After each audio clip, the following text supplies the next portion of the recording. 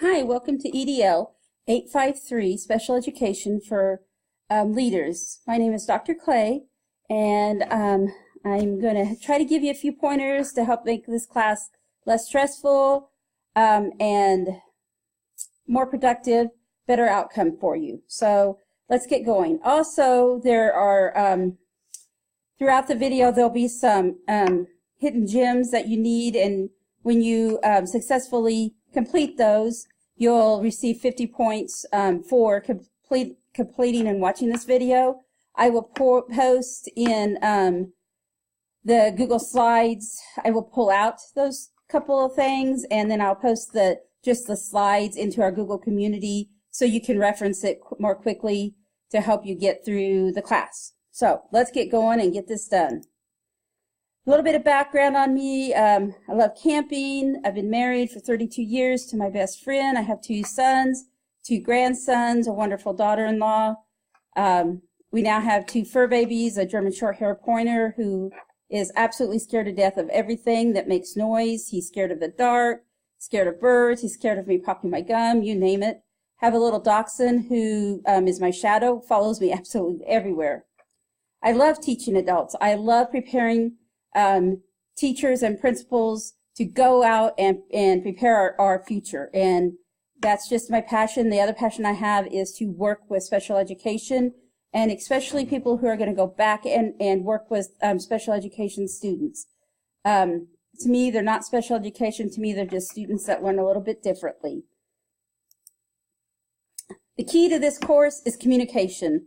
You've all heard about that location is the key to real estate. If that's the case for real estate, the key for this class is communication.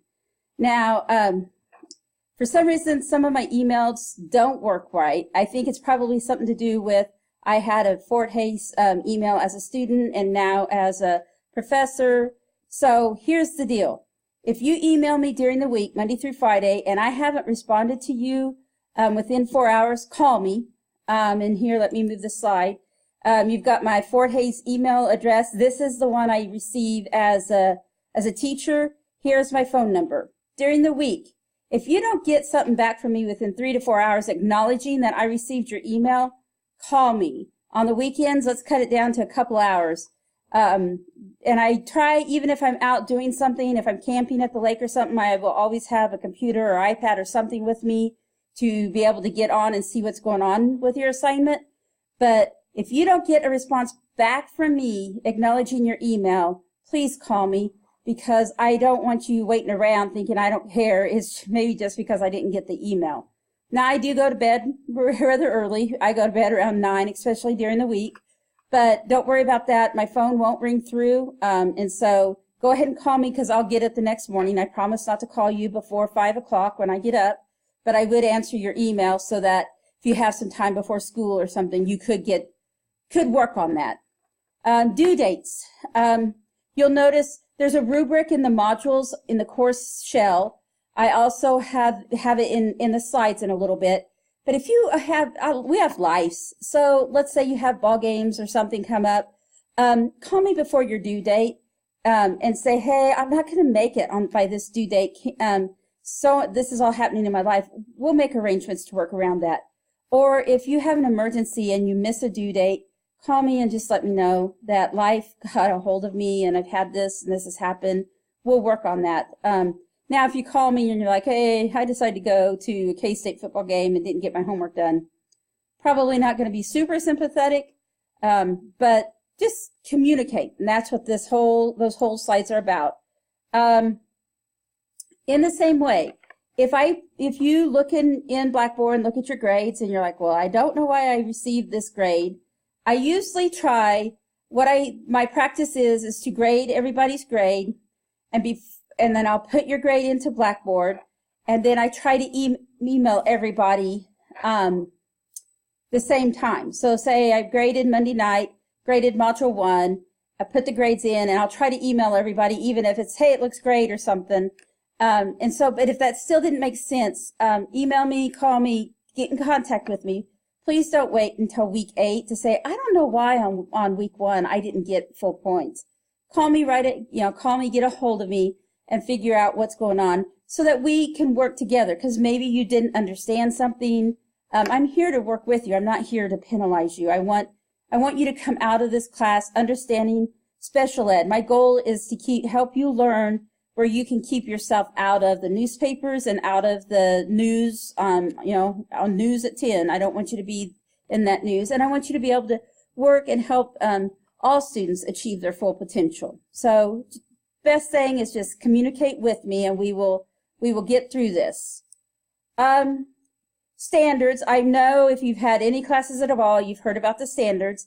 In your course shell, which you will find a link in Blackboard, you'll find a link for the course shell. You'll find a link for the Google Plus community. Be sure and post a program standard and an ISTE standard word for word first, like at the beginning of your Google post in your Google Plus community, then paraphrase it.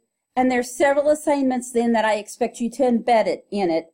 If I don't want you to embed it, I will have said, do not embed in this assignment. So for the most part, plan on embedding it. And what I mean is you might be talking about technology, how you can keep track of behavior reports. And so you might have been talking about that.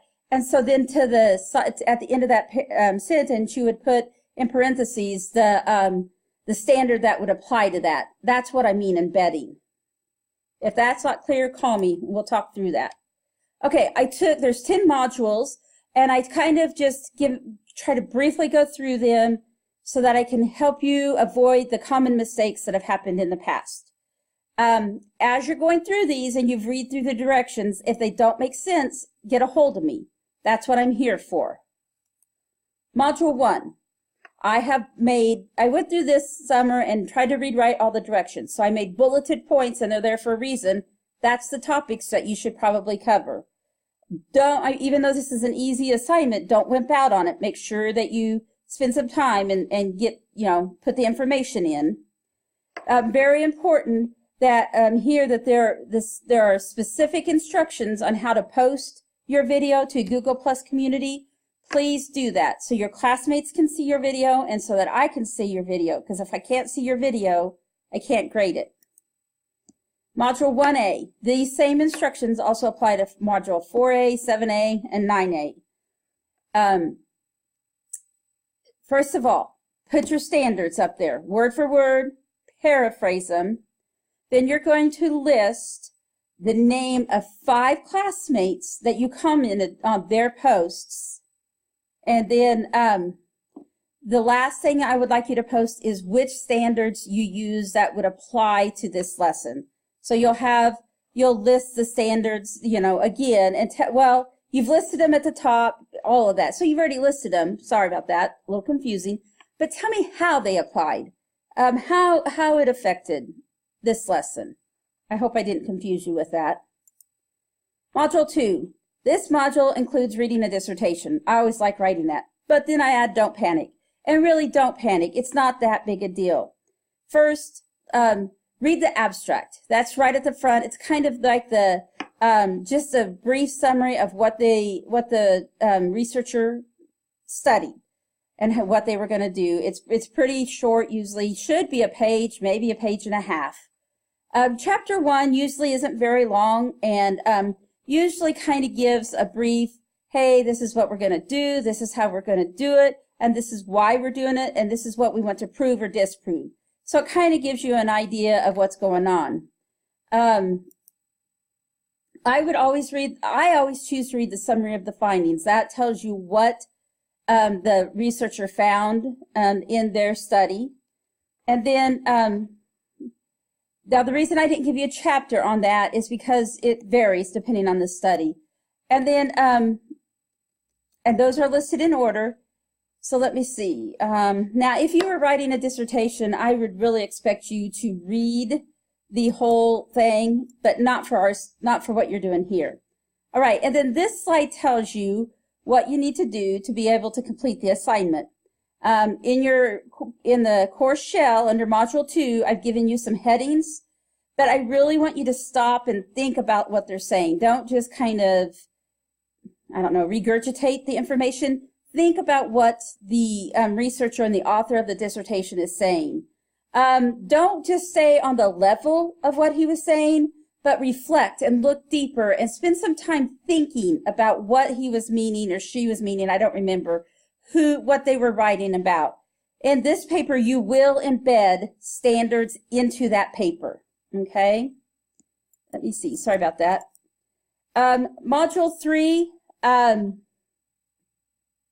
this assignment, students tell me that this is one of the more helpful assignments for them as they, each semester. So I leave it in. It's really very, very difficult sometimes to grade. You need to pick 3 individuals, and I like you to stay within the kind of where I'm at. So pick like a building level leader, and it wouldn't have to be in your school, but it could be. Pick a special ed teacher, and pick a paraeducator. And if you have family members that can fill those roles, go ahead and do that. I think that's really important to pick that. So go ahead and pick that, and then interview the people. The questions are in the module discussion and instructions. So go ahead and follow those questions. And on your slide, just make 3 columns and put the answer to the same question on the same slide. You don't read to me what the slide says, but rather tell me some of the stories they gave you. I can read, so I don't need you to read me the slide, but just tell me some of the stories that they told you, and go with that. You won't embed necessarily the standards, but you will list them at the top of your post. I'll give you a heads up. This assignment will take a little bit. By the time you interview 3 people, and then you make the slides with 3 different people's answer, it does take a little bit of time. One of the biggest mistakes people do on this assignment is, 1, they aren't very creative with their slides. They're just very plain. And 2, their picture covers a lot of the text. So be careful there. Don't lose points on your slide, your webcam picture covering your text. And 2, don't lose points on creativity. Go ahead and get a little creative with your slides. Module 4. I love Module 4. It is one of the most fun modules I think we have. Powtoons is a great program. I would suggest at first just getting used to Powtoons. If you've not used it, just play with it a little bit. The hint I will give you is at the bottom of your screen, there's a kind of like a timeline, and that timeline can increase or decrease. Everything works off that timeline. So if you want a car to drive across the screen, you bring it to your slide, kind of like your slide, but you can time when it comes in and time when it goes out. So play with it first. Then go back and work on your assignment and start putting in what the assignment is. But I would really encourage you first to play with it. Get used to the technology. It is fun. Kids will love it. I don't care if you are a principal of a kindergarten building, if you want to be or are, clear up to a professor in college. People love it. In fact, I was going to use Powtoons, but I was going to spend too much time playing, and so I had to just get this done. Do not embed your standards into this assignment.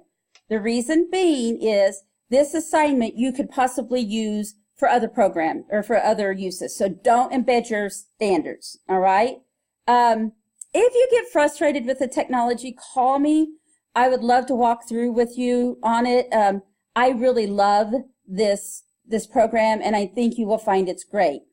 Module 4A, just go back to Module 1A and follow those directions. 5, what you're going to do is you're going to pick an area in special ed that maybe you enjoy, find interesting, or don't know anything about and want to know more about. You're going to pick 5 articles that are written by researchers or scholarly articles, and they're going to be mostly written by college professors or people in higher education. A lot of those will be in journals. So find 5 articles. They need to be on this kind of on the same topic or in the same area. Pick 5 of those. If I was you, I would print to a PDF and make a folder on my computer to save those. And then you're going to do the same thing for 5 practitioner type articles. That's going to be people that's in the field. Maybe the principal of the year for Kansas or whatever. Something that's on that same topic, but pick 5 practitioner articles. A field that I love researching and it's kind of hot right now is trauma, children that's had trauma, and how are we educating those children, and what do we need to do differently? So that might be what I would look up. And so I would, and again, I'd print them to PDF and put them in a folder on my desktop called childhood trauma or something. And then what you need to do is go in and read those, kind of make some notes. Let me see if I have it. Yeah. And then in your directions, it's going to give you what you need to write. I've made bulleted points for you, and you're going to summarize. What I'm wanting you to do is to compare scholarly articles versus practitioner articles. What best article would be for your staff for you to share some of that information? If you wanted to share trauma for students, how would you best share some of those articles, and what would be the best ones to share with your students? So kind of look at that and how you could share that. How would you share it? And kind of that. Read the directions that walk you through it. This is an article, or this is a module that you will embed standards in. 6, fair and equitable treatment of all students. There are several websites. Please do visit them. I don't pick things that are just boring and make you watch just to be mean. I try to pick stuff that's really interesting and things that will affect you as an educator or as a building level leader. And the instructions are there. Remember to embed your standards. Those are kind of the key things that have caught people in the past. This is a picture of my German short-haired pointer. His name is Cody. And I told you, he's scared of everything. Remember, his name is Cody. He thinks he's a lap dog. He weighs 75 pounds, but he's such a sweet dog. Remember, you want to remember his name is Cody. Might want to write that down. Okay. You'll know why in a minute. Module 7. This is important. In the past, when I'm going to show my age, when I was in school, there wasn't special ed. And then as we have moved towards a much better place, we are getting to where we are looking at students with differences in a much better way. And so this module talks about people first language. And so the module addresses how to lead by example. And so you're going to use any free web-based product. I don't care what it is. You can use anything free. And I have to be able to access is the main thing. And your classmates also need to. And you're going to create a product that describes people-based first, people first language. I'm not going to explain that anymore. I'd like you to go in, look at the videos, and look at the stuff that's provided. Do not embed standards. This is going to make a product that you can use maybe at an in-service or to share with maybe some of your coworkers. Okay, I got to pause. My energy lights shut off.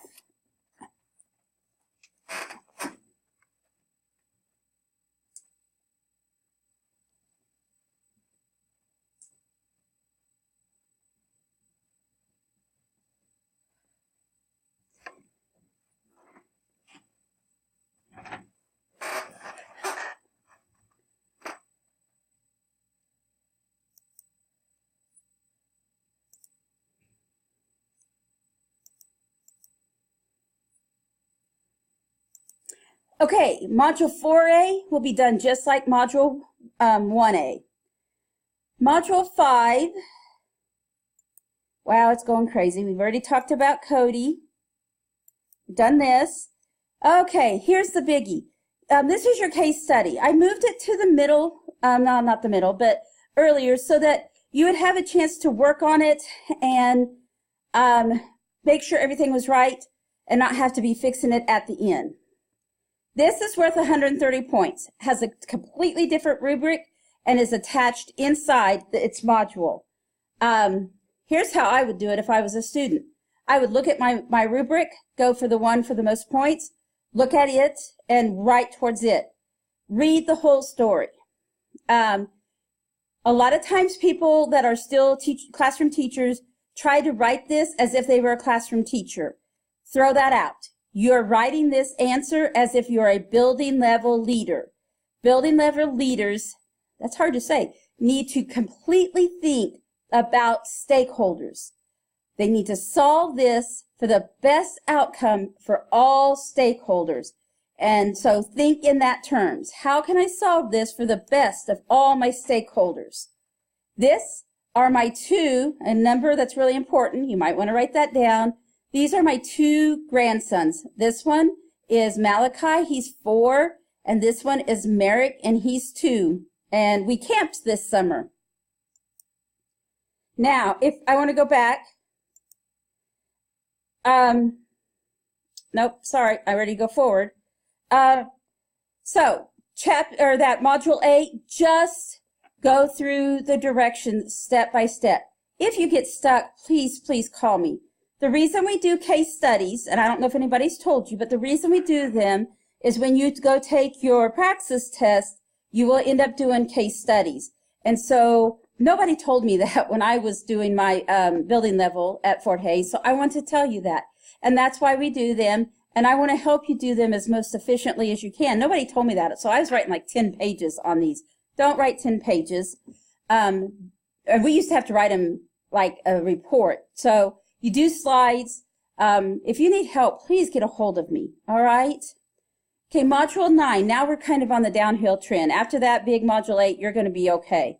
This is kind of a chart, and there's different, I gave you some ideas, but if you have products to use, but if you have other ideas, please let me know.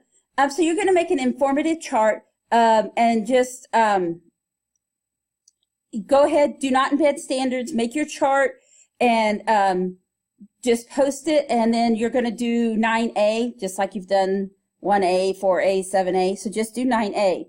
This is why you've written down those notes. Here's how you get your 50 points. So, and you don't really want to share it because you want to earn your 50 points. Email me, and if you can't email me, text me or something. Email me with the name of my dog. Remember, that was Cody, and how many grandsons I have. That was 2. That's how you'll get your 50 points for watching this video and being bored. I know it's long, but I'm really only doing it to help you. Module 10, this is just to see where you stand with research, with the technologies, how are you with technology?